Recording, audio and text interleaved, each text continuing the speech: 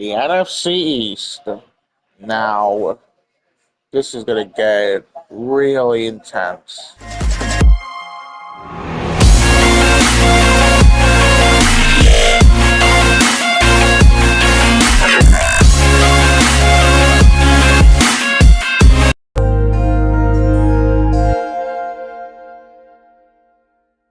Hey guys, welcome back to another video. Today we're going to be doing NFC East predictions.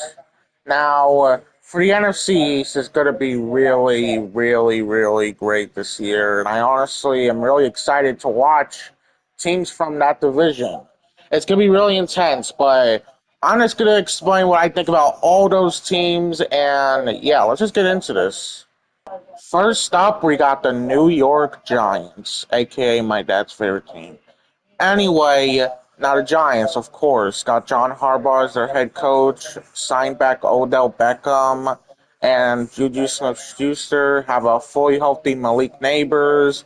I did not like what I saw in the first preseason game with Jackson Dart getting hit like a freaking brick, but yeah. Anyway, for the Giants, there's been a lot of hype up. I think they're getting too much hyped up, but other than that, I still support the Giants in their way. I heard they just signed Najee Harris, so I think I'm really excited to see what they can do with that in the running game. So for the Giants' floor, I got them going 6-11. For their ceiling, 10-7.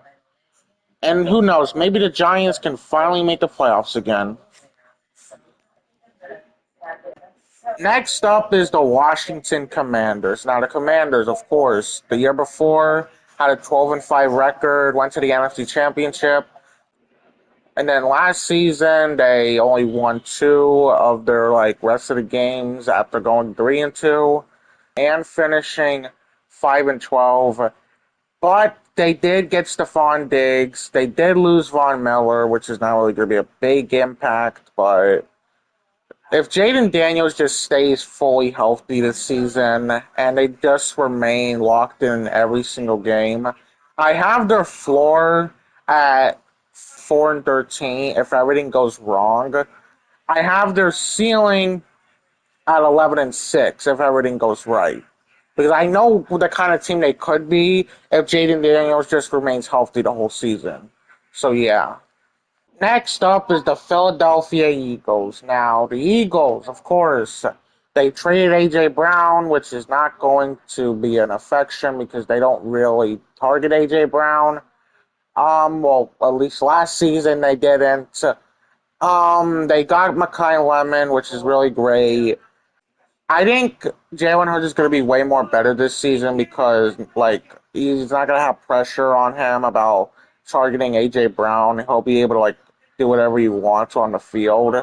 And I honestly think he's honestly going to have a really great season. And I honestly think he'll have his best season yet in the regular season. So you all might call me delusional for that, or it might sound crazy, which I respect. But if we're gonna talk about the Eagles' floor, I got them going 8-9 if everything just goes completely wrong. And for their ceiling, I got them going 13-4. And if the Eagles can just be good, I think they can honestly win that Super Bowl again.